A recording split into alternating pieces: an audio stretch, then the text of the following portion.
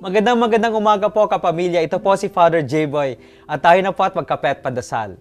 Sa maraming mga Pinoy, na buhay pa rin ang mga tradisyon ng Santa Cruzan o kaya sa hindi na nakakaranas nito, ngunit alam ang kulturang Sagalat Lakambini tuwing Mayo.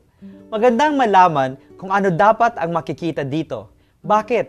Nawawala na ang kahalagaan ng Santa Cruzan dahil ginagawa itong parang beauty pageant at ang mga titulo ng mga sagala ay gawa-gawa lamang.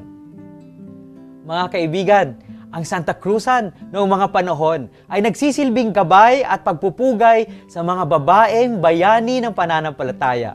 Ang mga naunang mga titulo ng mga sagala ay ang mga babaeng nasa Biblia o mga titulo ng Birheng Mariang tumugon na maging ina ni Jesus.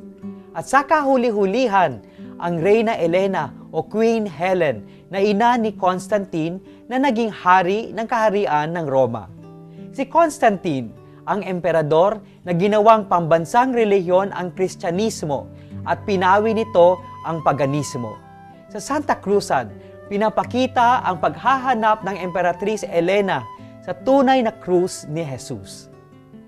Dahil dito, nagsisilbing inspirasyon ang Santa Cruzan bilang visual aid sa lahat ng tao.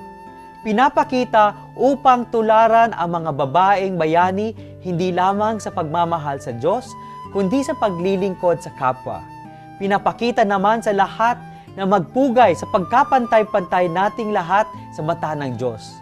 Gunitain natin ang maraming mga babaeng tulad ng ating mga nanay, kapatid, kaibigan at kabiyak ang nagsilbing gabay sa pagpapalalim ng ating pananampalataya. Alalahanin natin ngayon sa ating mga panalangin ang mga babaeng bayani natin sa ating buhay. Magandang umaga po.